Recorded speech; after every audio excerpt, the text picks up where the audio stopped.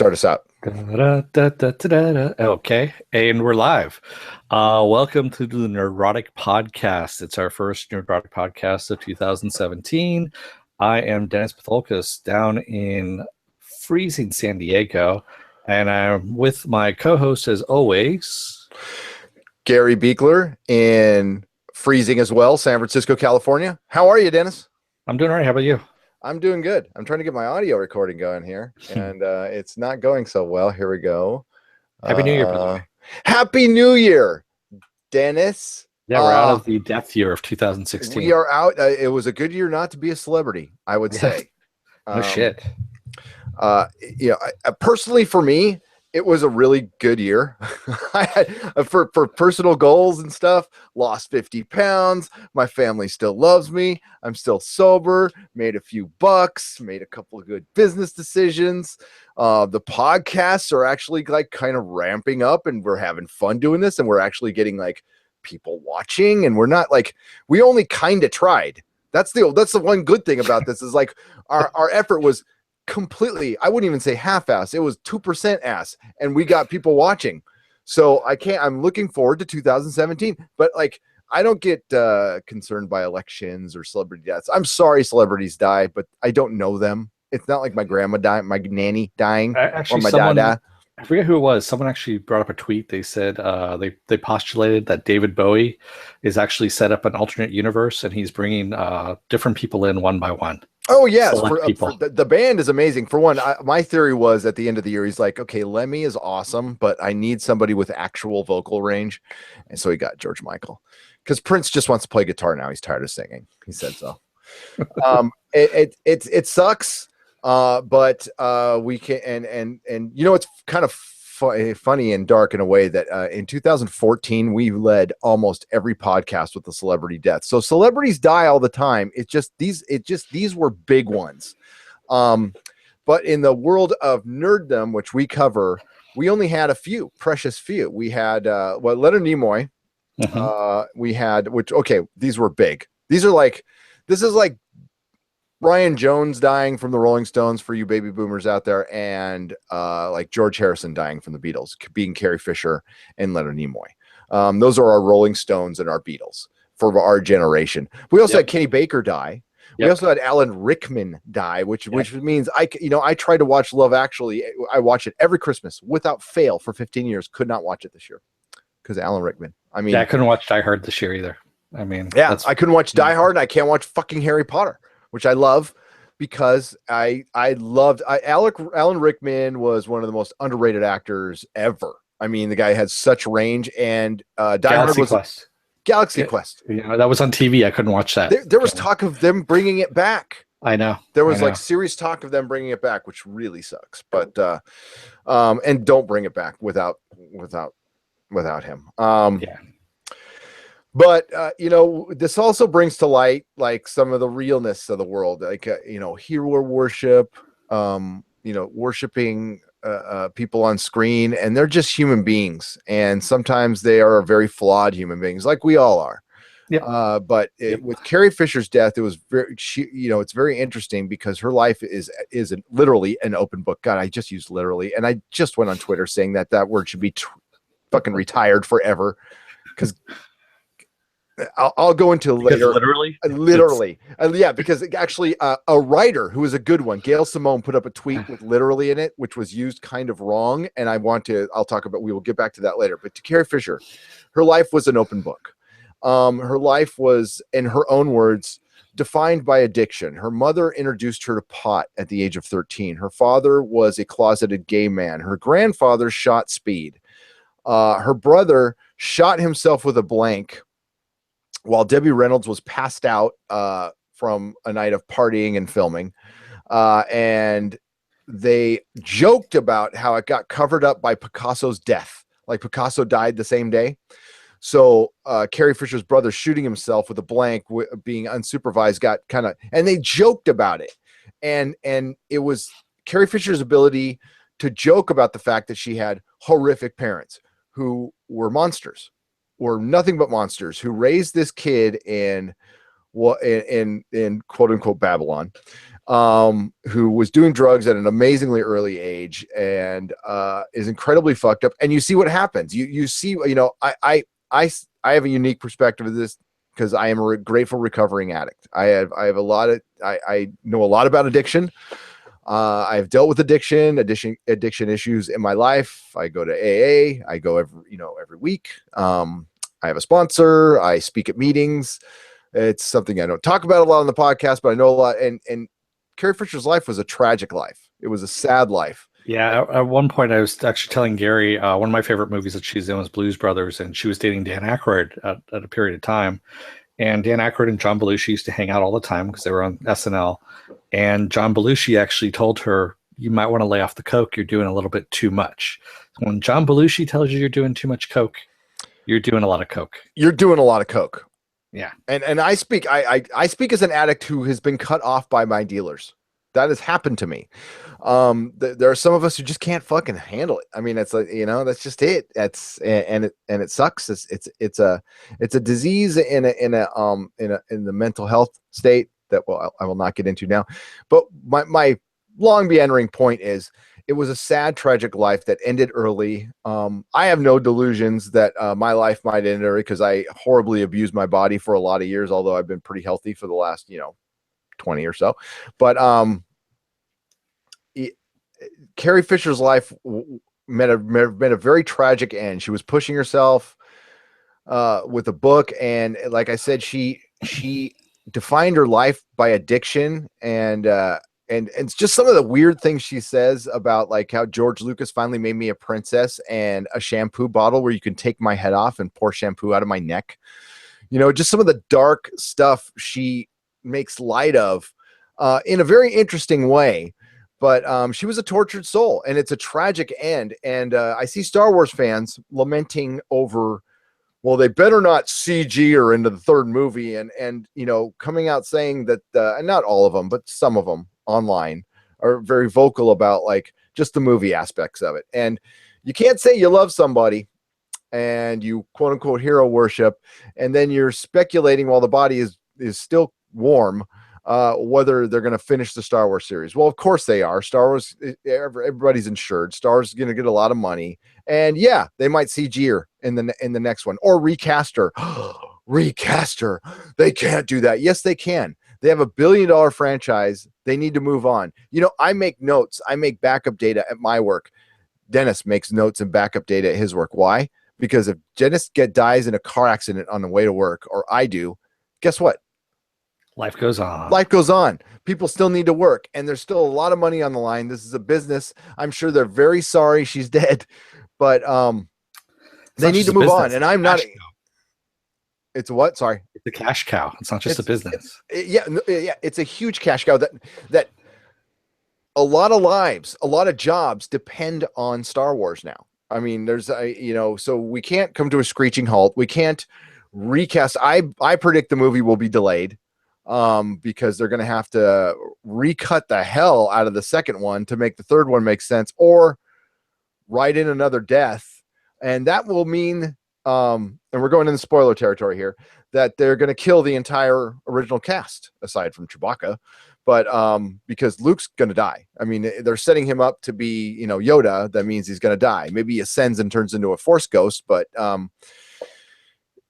it sucks for Star Wars fans. Like I said, it's like a beetle dying, but let's get some perspective here. Try to learn something from it. I'm sure that's what she would want. She would want, she was big on mental health issues and addiction because she had to deal with them every day of her life. I suspect that she was on a lot of mental health medication, which is not good on your heart. And, and sometimes heart disease, a lot of actors have died of heart disease. Alan Thicke just died, and there's no way of knowing. George Michael. George Michael, that they suspect that was heroin overdose. No, they said it was actually a heart failure. Due to a heroin overdose. Maybe. He had gained a bunch of weight too. He had gained a bunch of weight, which it doesn't matter, although it is really hard on your heart, yep. Especially when you gain it fast. If you're up there most of your life, your heart can kind of handle it. It adapts. But I don't mean to sound harsh on Star Wars fans, but sometimes they just I saw that and you I was kind of Mr. Negativity. I know, right? But and it's only because addiction it comes close to home, and I have a lot of empathy for the pain it causes families, and the suffering. The suffering she went through was immeasurable. She was a woman in pain at all times in her life. She had moments of joy, of course, we all do. But if you go through addiction untreated, it's living hell. So I hope she's at peace. And I only know her as Princess Leia and in Blues Brothers, and as a nun in Jay and Silent Bob Strike Back. But it's the way with George and when Michael. Harry Met Sally. And when Harry Met Sally, but with we find out two celebrities who died, George Michael and Carrie Fisher, who died loathing their celebrity. Like and it's hard work, and you got to almost respect the people like a Tom Hanks, who can keep their shit together and be famous. That's an extraordinary person, because it must be tough, and it's not a life I want at all.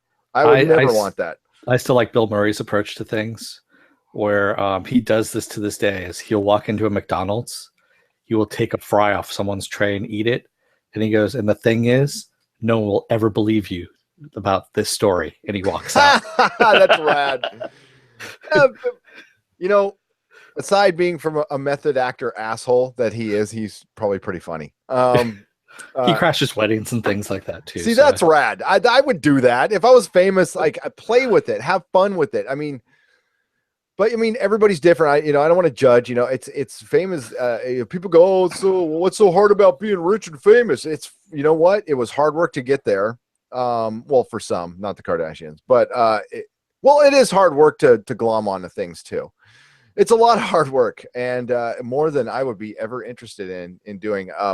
Not the work part, but just like wanting that much attention is, here we are on YouTube, but I don't need this attention. It's fun. God, I hope I wouldn't have to rely on this to live. I'm the attention whore, actually. So he is. Look at him, Dennis. Me. Yeah, I know. Yeah, you're Mr. Selfie. I have a hard time finding profile pictures of you for fucking the website. Shut up. Okay, so along that line, rest in peace, Carrie Fisher. What a horrible year for celebrities. But you know what? You do them drugs, kids. You pay the price. And you know what? We ended it with the last person who died was Father Mulcahy from MASH. Yeah, I saw that. He was 84. Yeah, he was 84. That's a good long life. I met him at a Macy's, believe it or not, in the Bay Area. No way. I think I was like 9 or 10. For some reason, Macy's was doing a line of clothing that was MASH related, and they this is back then. They brought him in to sign autographs and stuff like that, and I got an autograph from him. Did they have Corporal Klinger ladies wear, or they should have, but I don't think they did. Was this in the late 70s, early 80s when camos and everything was super popular? Okay. Yeah. This was like early 80s. Yeah, the early 80s, like everybody was wearing camouflage. Yeah. Like everybody was like hitting their army surplus and wearing camouflage. Yeah, remember there's a joke about it in Stripes. There's a joke about it in Stripes where Bill Murray goes, "Can you imagine how much women are paying for stuff like this on Fifth Avenue?" Yeah, he goes, totally for free. I know, right? Totally.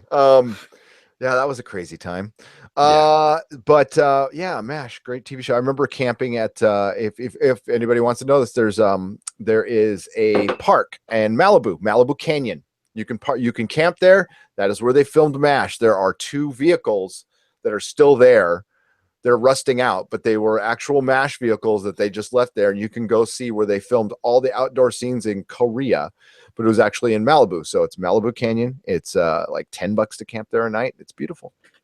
There you go. Father Mulcahy, rest in peace. Great show. Love MASH. Yes. And so, go on. Oh, no, I was just going to say, so on to happier news. Oh, yeah. So what are we, 20 minutes in, 10 minutes in? We're finally cheering up. The dark well, I let you just go on to your rambling, you know now how let's it is. talk about Aleppo. No, just kidding. Where's Aleppo? Sorry. No, we are talking now about the best of 2016, and we're going to look forward to some of the stuff we look forward to in 2017. Yeah, I gotta find my list somewhere. Where the fuck did I put it? All right, just go on. I'll wing it, baby. Okay. So, some of the things I was talking about to Gary before we actually did a pre-production, believe it or not, we actually did one. All the TV shows that we were talking about, I'm just going to run through a list real quickly. Some of the stuff that I thought was really good, in no particular order, too. By the way, so yeah. Well, also let's preface that we do our one favorite thing here, and the Nerd Rog podcast. We pick one thing that was our favorite thing from the year, and it could be a bowel movement, it could be 5 minutes blowjob in a bathroom, it could be whatever. It's our favorite thing, and we pick one. And then we combine the two. Yeah, we do. But we're also going to do like a half hour of honorable mentions, like that little, like, never mind. I'm going to get dirty and I'm not going to get that much more. Go on, Dennis. So TV shows. I'm going to run through them real quick. Ash vs. Evil Dead Season 2, Timeless, Z Nation, Supergirl Season 2, Star Wars Rebels, Westworld, The X-Files, Luke Cage, Daredevil Season 2, The Man in the High Castle Season 2, The Tick, even though there's only one episode of it, and Jean-Claude Van Johnson, again, even though there was one episode of that, Travelers on Netflix, which if you haven't watched it, watch it, Gotham, and iZombie, which we're looking forward to coming up. We're going to be podcasting a lot more of that with Melissa Wagner, because we're refining like what we're going to podcast about. So we're going to do a lot more iZombie because we just love that show. Yes. That's quite a list there, and it's almost identical to mine, Dennis. What else did you have to add? Well, it's basically everything we've podcasted about, but my favorite show of the year was Game of Thrones. I'm a Game of Thrones fan, and I thought it really delivered. A little bit of a slow beginning, but that end this season, and what I hear about next season was just, man, they hit it out of the park. It was awesome, and they veered quite a bit from George R.R. Martin land, which is fine because I like the books and I like the show as two separate entities. Number 2, this is in order, by the way. Ash vs. Evil Dead, more of a 1B situation. It was a great season. I think in a lot of ways better than season 1, except for the ending. But it was a fantastic, fun ride, and I cannot wait for season 3. Westworld was the shit. Great ending. Very cerebral show. A lot of people talked about it being slow moving. No, I don't think it moves slow at all. I think you just need to think watching that show. It's a very intelligent show. It's very it's very ordered is really how it is. Yeah, and I think more people will jump on next season because next season's all about chaos, and it's going to be basically what you've heard. Have you heard about season 2? It's basically the aftermath of the massacre and everybody being trapped in the park and trying to get out. Oh shit! So it's just a whole season of now. Melissa and I went back and watched the movie, and the movie's bad. The movie is bad. Yeah, the movie's 20 minutes of Richard Benjamin being chased by Yul Brynner in the desert. Well, remember, it's Jurassic Park only with robots because he couldn't do Jurassic Park at the time. And the blood was terrible. But like the shit doesn't start going down. It's just kind of a funny buddy movie for the first half. And then the second half, it's Yul Brynner chasing Richard Benjamin. Yep. But it has some cool moments, and you can watch the movie and kind of tell what they're going to do. And season 2 is going to be Richard Benjamin being chased through the desert by Yul Brynner. And hopefully they bring in, if they brought in a Yul Brynner at some point, that would be just fucking awesome. Well, we did see him in the background. We did. So Westworld was number 3. Daredevil. That was this year, right? God, it seems so fucking long ago. Daredevil season 2, which Daredevil was my favorite thing of 2015, by the way. Daredevil season 2, Luke Cage, Star Wars Rebels. Recently turned on to that. Love it very, very, very much. Doctor Who. It was one episode, but it was Doctor fucking Who. It was great. It wasn't even a great episode, but it was like like Eddie Murphy says, when you get a Ritz cracker after not eating for a week, it's the greatest fucking thing you've ever eaten. So that was a great Ritz cracker, Doctor Who. And Luke, did I mention Luke Cage? Luke Cage. Yes. And the Tick, the fucking Tick. The Tick was rad. Okay, so none of those things are my favorite thing of the year. We also have movies now too. Yes. So go with movies, man. So I'm going to run through the movies again, no particular order. Deadpool, Zootopia, The Jungle Book, the Jon Favreau version, not the other version. Captain America: Civil War, Kubo and the Two Strings, Doctor Strange, and Arrival. So what's your favorite movie of the year? My favorite movie of the year, and it just edges out Deadpool slightly, is Captain America: Civil War. Okay. And that is my favorite movie of the year as well. And it's I did not. Fun. Yeah. I haven't seen that many movies. And quite frankly, I mean, this was just another year of TV being phenomenally better than any movie. Like right now, I'll even say this was Civil War. The last 2 episodes of Game of Thrones were better than any movie I saw this year. Period. But as far as movies are concerned, I can barely do a top 5, to be honest with you. And number 5 is going to shock and surprise all of you who give a fuck, which is no, we got 0 viewers right now. So that tells you nothing. It's okay. So in order: Civil War, Deadpool, Star Wars Rogue One, Doctor Strange, Suicide Squad. And it's just because of Harley Quinn's performance. Those were my top 5 movies. There was not 10 movies I liked that much, but I don't go out and see a lot of movies anymore. I know it's crazy. I'm a podcaster. Why would we podcast mostly about TV, folks. So we do movies too. Yeah, we do movies, but we mainly do TV. Yeah. Like it's hard to podcast weekly about a movie that comes out every couple of years. Yep. It's not really good for daily podcasts. It's good for news and speculation, but as I heard a podcast or entertainment podcast called Parasite Entertainment. We are Parasite Entertainment, or Pilot Fish. You could say Pilot Fish Entertainment. We swim along the big and we get our content from somebody else and we just comment on it. We are basically a post game show. That's how Dennis and I. Remorse is what you're. Yes. Actually attach themselves to the shark and just get carried along with it. Yeah, Pilot Fish.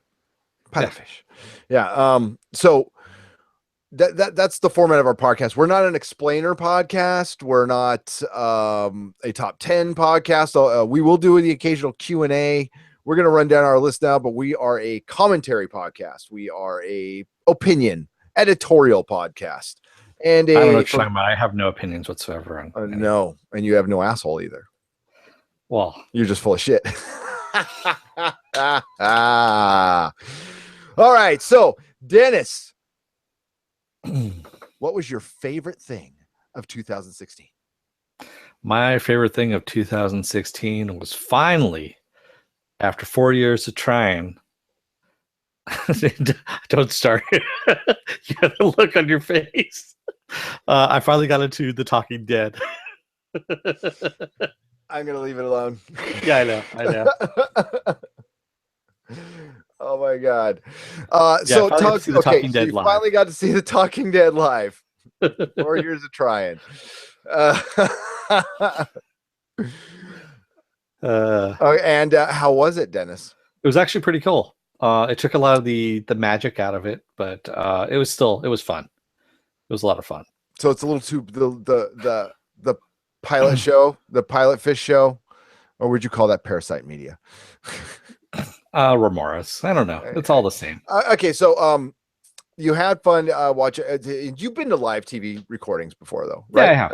Okay, yeah, I've been to Jimmy Kimmel and stuff, but yeah, this one was. It just when you hear about the questions that people ask and all that stuff, they pre-screen all the people for the questions, and then I actually got pre-screened. I was actually sitting in the front row for that section because I was question asker number 3 out of 5. and they actually had the people that call in as well. They changed their questions as well. So one of the questions that one of our guys asked in our group of people was actually asked by the person on the phone, which was kind of funny. You think that these things are a little more spontaneous or something, but no, they're not. They're fairly cut and dry. Yeah, and that kind of sucks. That's what I think. What lacks in a lot of these is they're too polished. Basically they have their answers already. They're just trying to find questions to fit their answers, to fit their narrative for the show. Yeah. And that's what they do with a lot of these post shows. And that's what we are anti. We are all about the fresh, honest answer. Totally unscripted. And that's the way it should be, because we're talking about scripted material. So we're speculating on made up stuff. We're not speculating on sports or some random act like weather or politics. This is entertainment we're talking about here. Yeah, and we're fans first and foremost. I mean, that's the whole thing. And yes, we have a little bit more knowledge than some of the other people out there on comic book stuff and whatnot. But maybe we have less knowledge than some people do too. So, but that's what we're here for. No shortage of opinions, though. Yes, exactly. And and it helps that we're kind of well-rounded. I mean, you see, except for seeing behind my office here. I've actually got a wife and kids and a normal job, but excuse me. I should use my cough button. I actually have one. What was my favorite thing? Well, I can't talk about what my favorite thing was in 2016. It would be crass, and nobody wants to hear about my personal life. We don't want to hear about your Blumpkin. My Blumpkin. That was my favorite thing. This is tough, but Game of Thrones, the last 2 episodes of Game of Thrones was my favorite thing of 2016. Honorable mention, hanging with Dennis at Comic-Con at the Hall H. Luc Besson panel for Valerian and the City of a Thousand Planets, which I already predict will be my favorite thing of 2017. I can already call that one. Unless it's probably will be. Piece of shit. It probably will be. It was a great panel. It was a lot of fun. It was spontaneous, and Dennis and I that's why we go to con. It's so much of the stuff gets too planned out, and we so rarely, because it was like in the old days of con, you just kind of rolled around and walked into places and experienced things, and now you got to fucking I'm going to do this and I'm going to do this, and I got to go stand in line for 3 hours to maybe get in. And that does take the fun out of it. Sorry, I know a lot of people don't even know any different. But Dennis and I, it wasn't that long ago where, we would just roll up to con and just kind of meander around and end up getting like every panel we wanted to see, all the shopping done in a day, and have a fucking blast. Now, granted, the outside stuff at con has gotten so much better that it makes up for that. It makes up for that. Yeah, my honorable mention actually was the Mr. Robot. I waited in line 2 hours for this thing outside in the heat, San Diego heat. Got to remind you, in July. To go into a recreation of the Mr. Robot shop and also Elliot's apartment and put on VR goggles and all that kind of stuff and see a 20-minute VR thing that was put together by the creator and writer of Mr. Robot that added to the story. So it was actually really cool. That's cool. Yeah, it was a lot of fun. It was a lot of fun. I wish season 2 was better. I really did. Yeah. I mean, that's why it's not on my list. I mean, I wish it was better too. Not on mine either. Okay, so and back to my main one, Game of Thrones. No, that's totally cool. My Game of Thrones, the last 2 episodes really diverted from George R. R. Martin's books in a good way. It paid off 5 years of waiting, and it was very satisfying. It was very satisfying, and it paid it off in a Game of Thrones way where nobody totally won shit. There's still mass tension, but you see the end game coming, and I mean, unfortunately, and I've never been as anti-spoiler as I kind of am this one, but I stumbled across a video, and of course it's my fault. I watched the whole thing of season 7, and I will never mention it here, but you got a lot to look forward to. Season 7 sounds, even though it's short, it sounds effing bonkers. Like, now I know why they shortened the season. The episodes are going to be longer, so you're actually going to get the same amount of time. It's just in a fewer episodes. So each episode is going to be like an hour and 20 minutes long, and it's effing insane. I cannot wait. So even though I did get spoiled a little bit, I can't fucking wait. I cannot fucking wait. So and I rewatch it a lot, but the pitch battle mainly in the Battle of the Bastards, it was very Lord of the Rings. John climbing over dead. It looked like a MDC, Multi Death Corporation's album. I know earlier I said Megadeth. I meant to say MDC in our meeting, and climbing over just dead bodies, and it was just like super claustrophobic. And you see all like how like the only way sometimes you survive is luck. And they've always said that about World War I veterans, the guys, who were just getting mowed down by Gatling guns and machine guns. You just survive by pure luck. So that was really cool. And the guy who directed, I can't remember his name now. He's going off to do movies. And I know you and I had just talked about like there's a lack of young talent directors coming up. This guy is talent. He reminds me of the guy who directed Harry Potter 3 and Gravity, and I'm forgetting his and Children of Men. Alfonso Cuarón. Yeah, great director. He's right up there with that. So that was my favorite thing of 2016. 2017. Looking ahead, Dennis. What do we got? One of the things I'm really looking forward to, and that's coming out in March, Rick and Morty season 3. Yeah. Because we've waited now a year and a half to see. I mean, Mr. Poopy Butthole said this. He goes, so we're going to wait for a year and a half. And we have been waiting for a year and a half. And now I've got to go back and rewatch season 1 and season 2 all over again. And a binge watch since I've got it on Blu-ray. Yes, I do still have physical media. Just, doing that and getting set up for season 3. And then we've also got Ash vs. Evil Dead season 3 coming at the end of the year. Which, of course, looking forward to that. Full season of The Tick, full season of John Claude Van Johnson, which is awesome. Iron Fist. Fist is like the first major thing around the corner, and Logan. Yes, and Logan. Yes, definitely. And from what I heard, there's a little stinger at the end that has nothing to do with Logan, but has to do with a certain masked fool who we just talked about. Yes.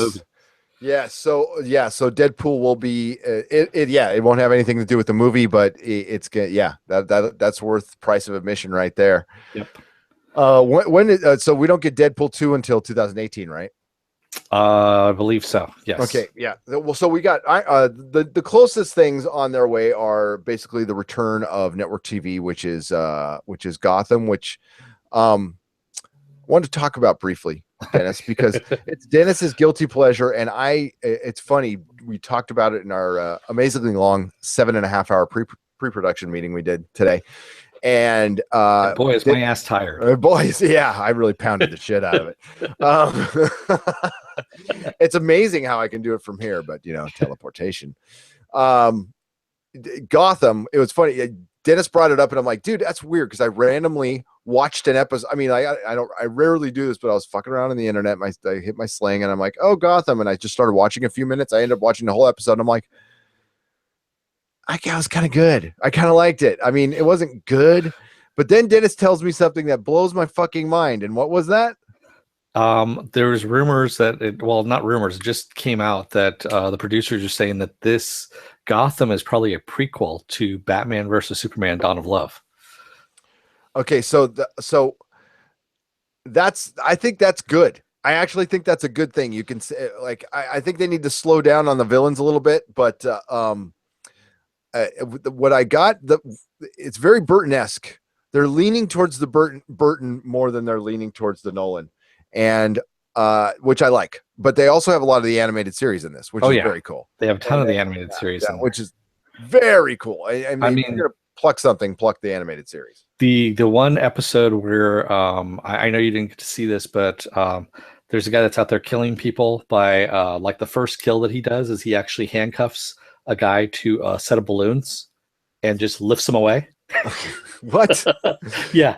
He walks up to the guy and he's got a whole handful of balloons and he handcuffs him to the balloons, and then he hits a button that actually expands the balloons and makes them just shoot up into the air. So the guy gets taken up with them and dies in the altitude. Oh, I've seen that one. Yeah. That one's awesome. Yeah, no, that's a great way to fucking. I mean, that's fucking cool. I saw that one, and that's a total Batman animated series death. I mean, it really is. Yes, yeah, no, that's freaking rad. No, well, I'm gonna give the show a chance, just like we're gonna get back to more iZombie. Hopefully, Flash and Arrow. I don't know, man. That's up to you and John to podcast on that stuff. I just like I said before we started this whole thing, I've always said that CW shows are a little hard to podcast on every week because they're not deep enough, man. Let me add something. Legends of Tomorrow ended with Rip Hunter in 1960s. He's doing a movie basically based on himself, but he doesn't remember who he is. So he's doing a sci-fi, like a B movie sci-fi. Okay. Which I guess that's creating a time anomaly because George Lucas never ends up making Star Wars. Okay. So the Legends have to go back in time, stop him from making the movie, and get George Lucas to make Star Wars. And there's going to be a guy playing George Lucas. Yes, there is. That'll be hilarious. But again, I repeat, there's not enough there to podcast off of every week. I mean, I could see you guys talking about all 3 shows once a week. That makes sense to me. 4 shows, you mean? Well, Legends, Arrow, Supergirl too. All 4 shows once a week. But I mean, each show individually, they're not deep enough. They're very shallow. They're good. They're good. Yeah, they're comic books. Is really what they are. Yeah, they're really pulpy comic books. Is what they are. I mean, like they're not Alan Moore comic books, and they're not Grant Morrison comic books. They're Kurt Busiek comic books. That's what they are. Yeah, Denny O'Neil. Yeah, Denny O'Neil was deeper than these guys. Sometimes he did. I'm talking about 70s Denny O'Neil, like Super Friends and stuff like that, and he was doing that kind of stuff. But yeah, definitely, tongue in cheek, tongue firmly planted in cheek. Yeah, that's why I like him. So we got Iron Fist, which I cannot wait for, and rumor has it that there is. I was worried a little bit, but there's going to be a real Iron Fist costume in this, which I cannot wait to see. Yes, there is. Very excited. If you saw the trailer that I put up, it has his tattoo on his chest as well. Oh, is this a recent trailer or? Yeah, it's the first trailer. I put it up about 2 weeks ago. And not the one of him just pushing the door open and walking out. Okay, no. So I got to go back and watch that. I have not seen it. I cannot freaking wait. Netflix has not let me down at all. So we have Iron Fist coming out. What else do we have from Netflix? It's not The Defenders. Is that the next one? I believe The Defenders is the next one. Yes. And it's a little shorter. They said that one's only 8 episodes. But that's going to be exciting. That'll be the shit. That might be my favorite thing of this year. We got Spider-Man Homecoming.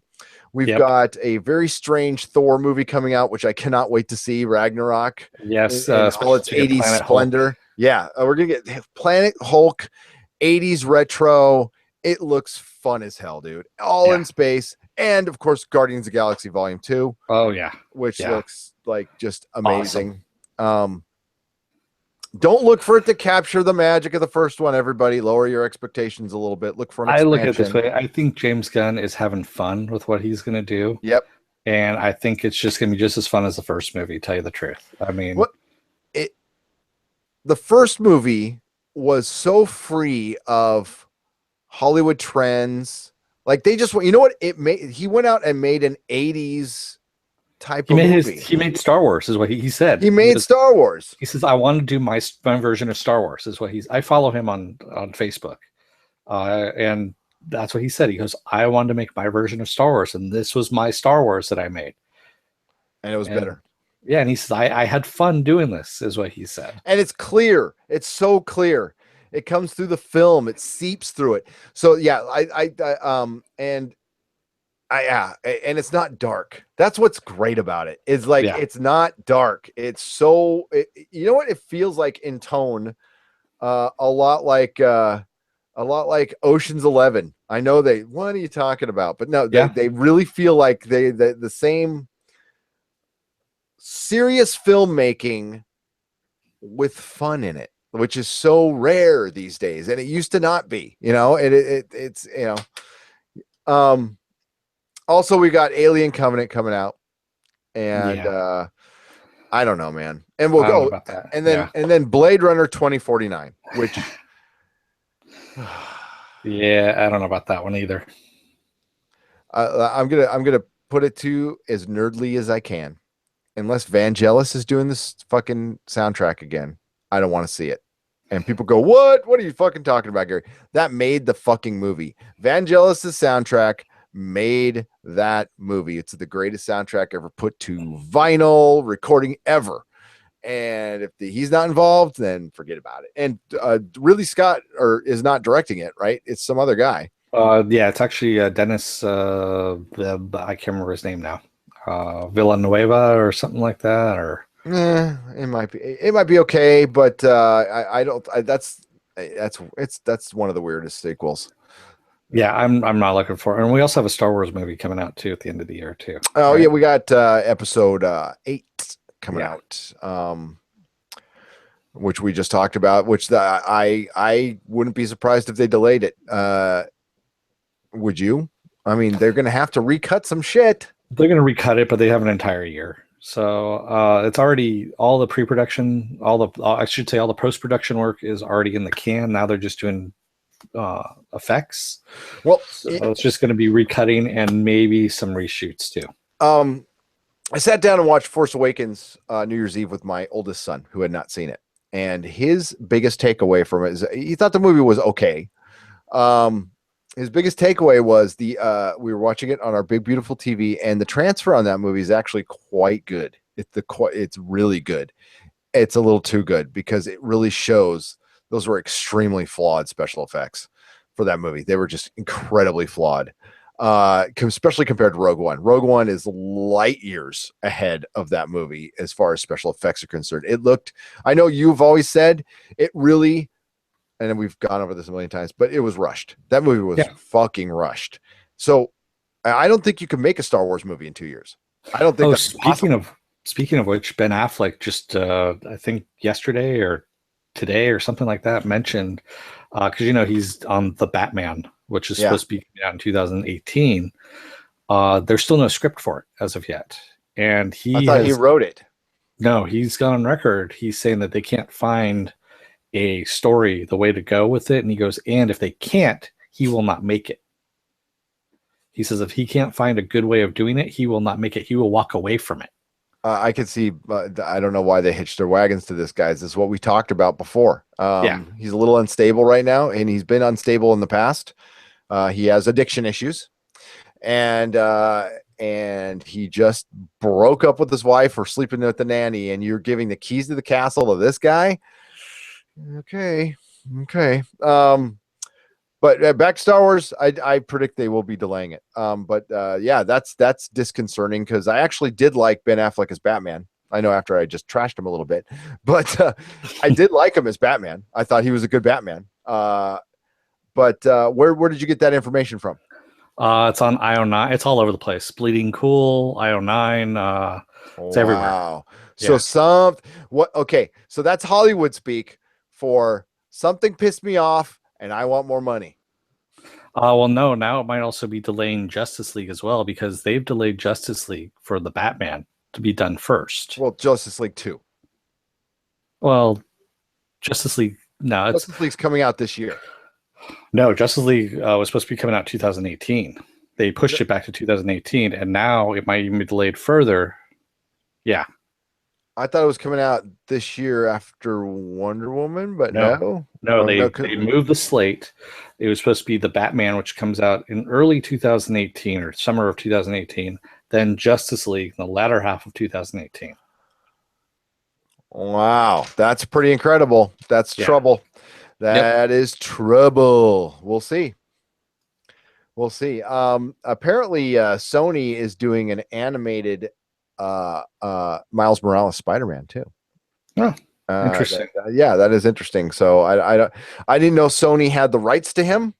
That's I know he's part of the Spider-Man universe, but that's not part of the Spider-Man universe that I thought that specifically they did they did not Ben Riley, but Miles Morales to have their own Spider-Man. So I think that's really interesting that Sony, I guess that was part of the deal they made with Sony. Yeah, I'd heard something about it, but I don't know. Yeah, what do you think about this Legion show that's coming out by it's FX, right? Yeah, it's FX. It's their stranglehold to keep the mutant rights, X-Men rights, without having to actually do an X-Men movie.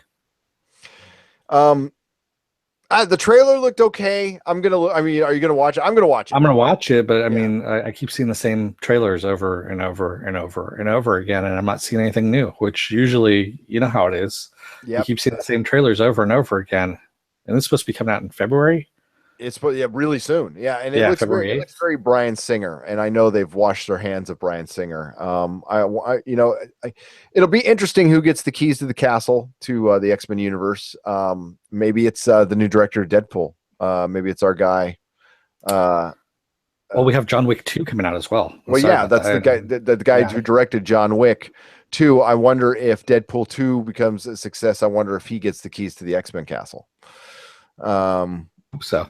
Because he knows how to do action. He knows how to do action, but and story. I mean, come on, John Wick had a really good story. John Wick was good. It was, except for him putting guns in cement. That was a bit much. It was dramatic, but come on, dude. I mean, I was going to try and watch that again last week, and then I remembered the beginning of it, and I couldn't bring myself to watch it because of the beginning part. We'll just watch it again. Don't be pussy. Well, I gotta watch it with Melissa. Melissa wants to see it. I gotta watch it with Melissa. So, okay. So 2017.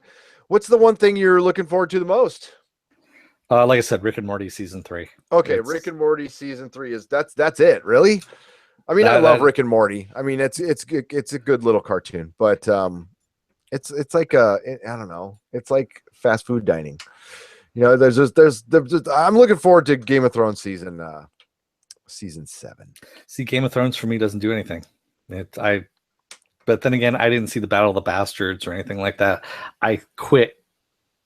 What was it? Right before this last season. Yeah, you stick with Walking Dead and you quit Game of Thrones. Makes no sense, man. Because Walking Dead has jumped the fucking shark, or as I like to call it, it's now we killed Glenn twice.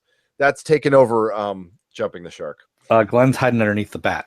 Oh, that's what part of him is for sure.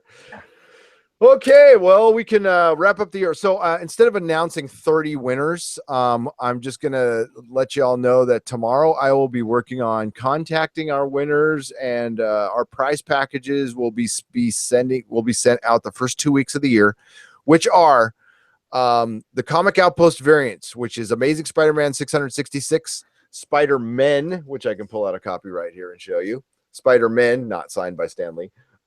Number 1. And Avengers Assemble number 1, all with my son Logan on the cover and some other things. And I'm actually in one of those covers. You are on the cover of Avengers Assemble. I'm on the cover of Amazing Spider-Man 666 with Roger, my former business partner, and Logan and Harry. All of our podcasts can be found at nerdrotic.com, which is going to be going through a little bit of a renovation over the next couple weeks. But you'll still be able to find all our podcasts and videos in very simplistic form. You can go to our Facebook, which is the Nerdrotic Podcast, and you can check out our YouTube channel, which is the Nerdrotic Channel. Dennis, any final thoughts? No, just don't let the door hit your ass on the way out, America. May the small folks sing songs for your greatness. And a big thank you for all of our new subscribers and people who commented. You will be very happy. I'm very generous when it comes to gifts, almost stupidly generous. We will do another prize package, which is going to be a lot better. That one, you have to subscribe. You have to subscribe to both our YouTube channel and to our iTunes podcast, which we are going to be moving, which kind of sucks for some of the subscribers, but we're going to keep the old channel open too. But we're going to be moving it to a more stable area so we can reach more people. And remember to please like our videos. It's very important that you like our videos because that gets us out to more audiences. Or if you don't like it, you can don't like it, fine. But I'd prefer that you like it. And that is it. We are having a lot of fun here doing this little hobby. Doing this hobby, and we have grown 1,000% over the year. So it's been great. So Dennis, I will see you very soon, probably in the next week or so. So okay, cool. All right. Night, everyone. Take it easy, man. You too.